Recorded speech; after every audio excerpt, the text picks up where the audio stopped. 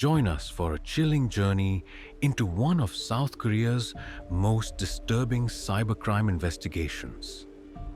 In the shadows of the internet, detectives race against time to unravel a complex web of digital exploitation that would shake a nation to its core.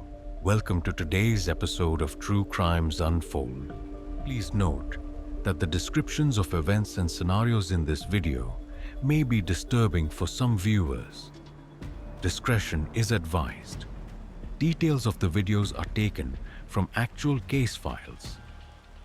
Before we begin, let us know in the comments where you're listening from and the next true crime destination we should explore, and we'll make sure to add them to our list. Also, don't forget to subscribe to get new stories as soon as they're released daily. Now settle in, get ready, and let's begin. You know what terrifies me most about the digital age? It's not the technology itself. It's how darkness finds ways to seep through its cracks. Let me tell you about a case that changed how we view the internet forever. In the heart of Seoul, winter 2020, a newsroom sits silent except for the gentle hum of computers. It's 3 a.m., that liminal hour when the world feels suspended between reality and nightmare. A lone journalist, Kim, hunches over his desk, his face illuminated only by his monitor's blue glow. His coffee has long gone cold, forgotten as his eyes scan through encrypted messages that would soon unravel the largest digital crime network in South Korean history. The message that started it all appears on his screen. A simple link, anonymous sender. Kim hesitates, cursor hovering over it. 20 years of investigative journalism has taught him that some doors, once open, can never be closed again. What he discovers in the next few hours would shake the foundations of South Korean society. A vast underground network, operating not in the dark web shadows, but in plain sight on one of the world's most popular messaging apps. The architect of this network wasn't some shadowy figure hiding in a basement. They called him the Doctor. And he had turned digital exploitation into a terrifyingly efficient business. Now, you might want to prepare yourselves. Because what I'm about to tell you isn't just about crime in the digital age.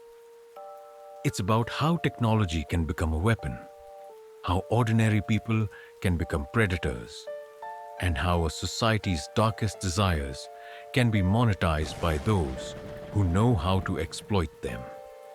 As Kim delves deeper, he uncovers layers of encryption, cryptocurrency transactions, and a hierarchy of digital rooms, each more disturbing than the last.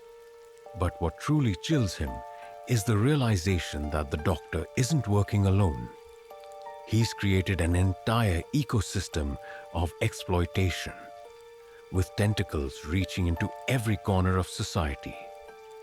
The thing about digital crimes is that they leave traces, digital breadcrumbs, but sometimes following those breadcrumbs leads you somewhere you wish you'd never gone.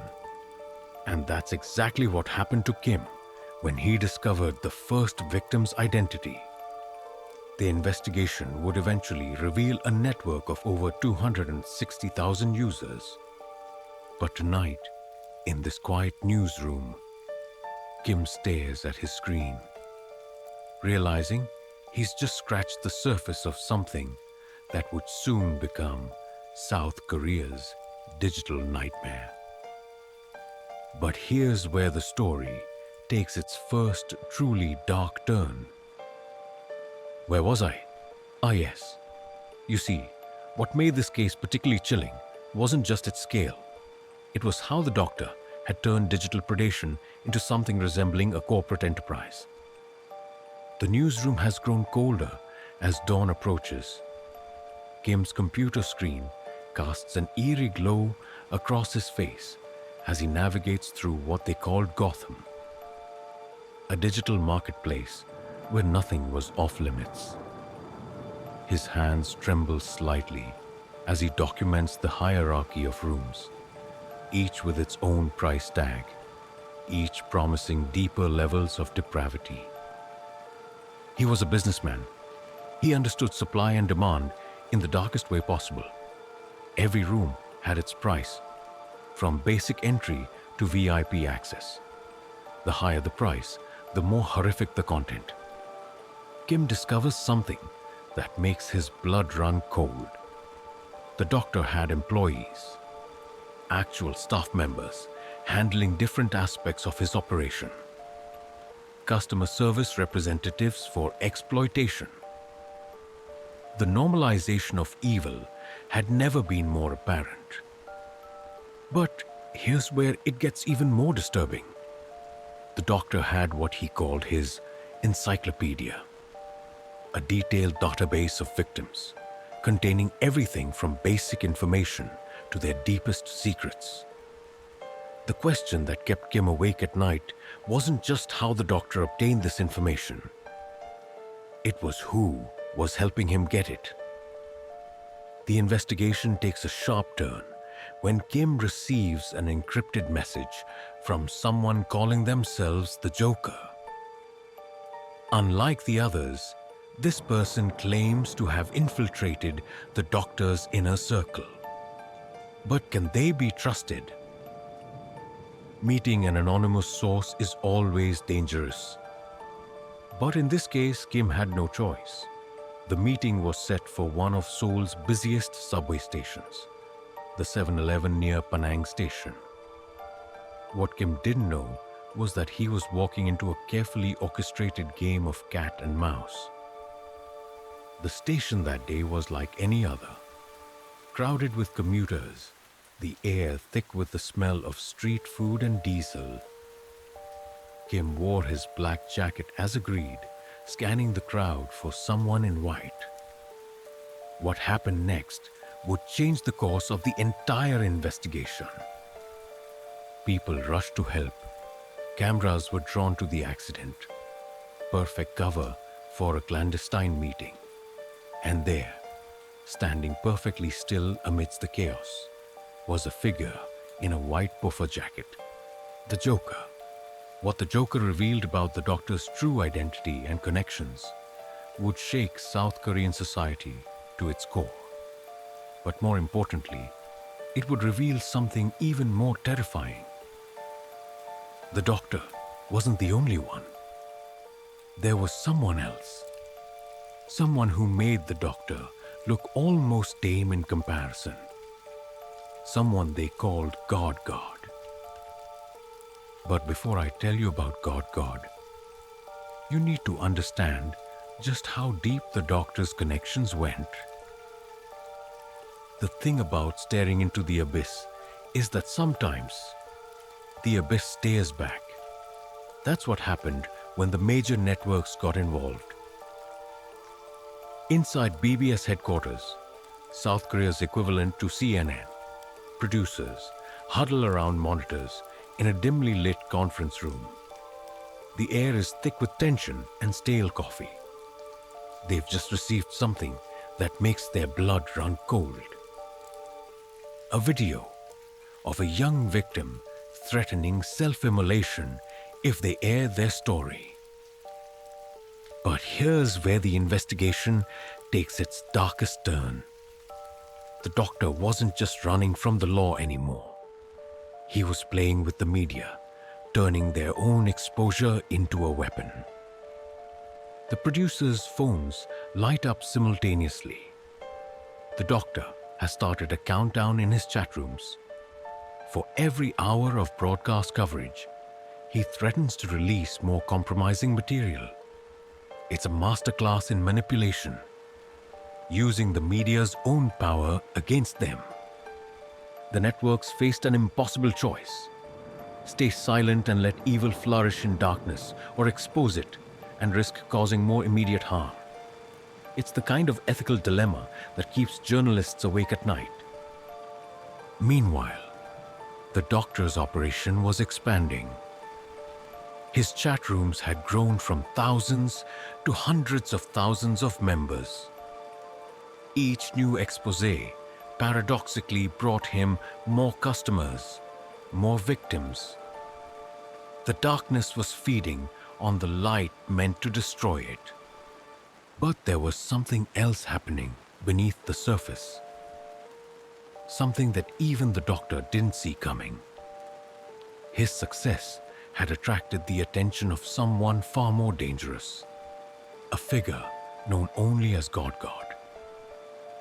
The investigation reveals a government insider, a man named Jay, with access to private citizen data. He'd been feeding information to the doctor for months, but Jay's involvement was just one thread in a massive web of corruption that reached into every corner of South Korean society. The most terrifying part wasn't the crime itself. It was how ordinary everything appeared on the surface. These weren't shadowy figures in dark alleys. They were government workers, office employees, people you'd pass on the street without a second glance. As the media spotlight intensified, the doctor's operation began to show cracks. But like a cornered animal, he became more dangerous. He started releasing private information of journalists, threatening their families, turning his victims against them. But nobody expected what happened next. When God emerged from the shadows, everything changed. You see, while the doctor was building an empire based on greed, God was creating something far worse. A kingdom built on pure sadism.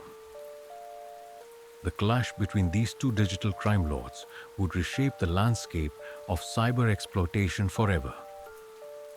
But first, the true identity of the doctor would need to be uncovered, and that revelation would shake South Korean society to its core. Now, let me tell you about the day the doctor's mask finally began to slip.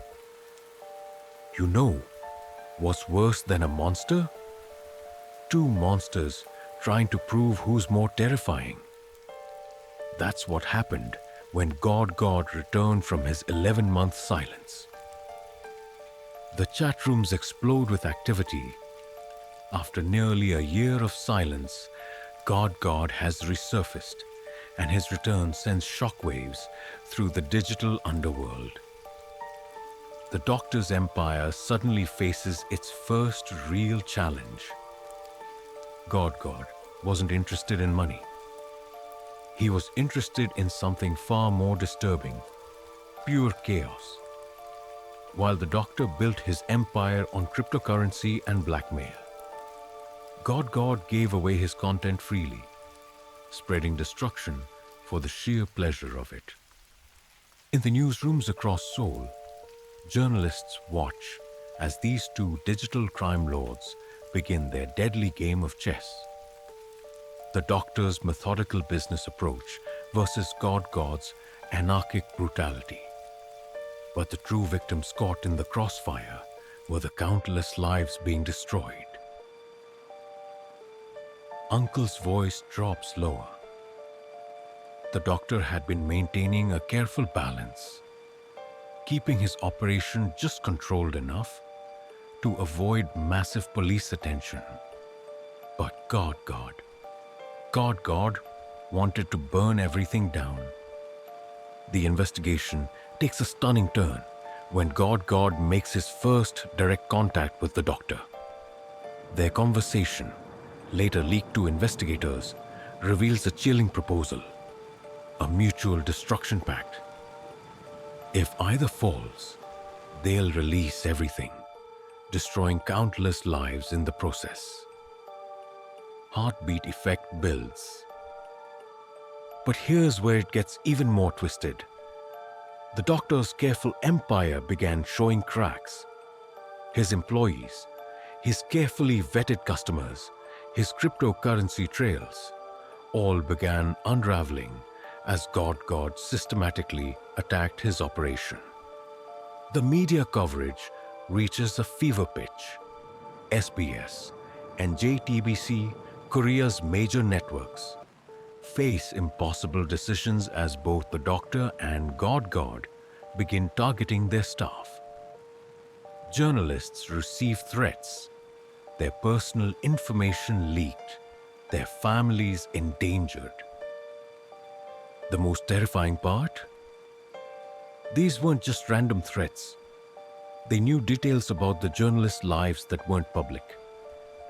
Someone on the inside was feeding them information. The question was who? A breakthrough comes from an unexpected source. A former employee of the doctor, someone who'd worked in his vetting operation, reaches out to the investigators. Their testimony would finally reveal the elaborate infrastructure behind the doctor's operation and potentially his true identity. But just as the police thought they were closing in, God made his final move. A move so devastating it would force both the doctor and law enforcement into a deadly race against time. God had initiated what he called the final protocol, a dead man's switch that would automatically release everything if he didn't check in every 24 hours. The doctor, seeing his empire crumbling, decides to respond with something equally destructive. But before I tell you about the final confrontation, you need to understand just how deep the corruption went. The thing about digital crimes is that they never truly end. Even after the perpetrators are caught, their actions continue to ripple through cyberspace like echoes in an infinite void. The investigation reaches its breaking point when the police cyber unit makes a startling discovery. The doctor's elaborate encryption wasn't just protecting his identity, it was hiding a connection to someone within the government's own cybersecurity department. The pieces finally began falling into place. Uncle leans closer to the fire. Jay wasn't just any government employee. His obsession with his middle school teacher had evolved into something far more sinister. A systematic exploitation of the government's own databases. As investigators close in, the doctor makes his final play. A message appears simultaneously across all his chat rooms. Initiate Protocol 0. Within seconds, thousands of automated messages begin releasing sensitive information across the internet. But here's where fate played its cruel hand. God had anticipated this move. His own dead man's switch had already begun its countdown, creating a perfect storm of digital destruction. The race against time becomes desperate. Police cyber units work frantically to contain the information breach while field units mobilize across Seoul. The doctor's empire begins to crumble as his own employees, sensing the end, start turning on each other. It wasn't sophisticated cyber tracking or brilliant detective work that brought down the doctor. It was something far more basic: human error. A single cryptocurrency transaction, traced through blockchain analysis, leads investigators to a residential address in Seoul. The man they find there isn't the monster they expected, just an ordinary-looking individual with extraordinary capacity for evil. But the true horror. The doctor's arrest didn't end the nightmare. God remained at large, and worse still, dozens of copycat operations had already sprung up, learning from the doctor's methods and mistakes. The aftermath reveals the true scope of the operation. Over 260,000 users, countless victims, and a digital infrastructure that had infiltrated every level of society. The doctor's empire had fallen, but the darkness he'd unleashed would prove harder to contain.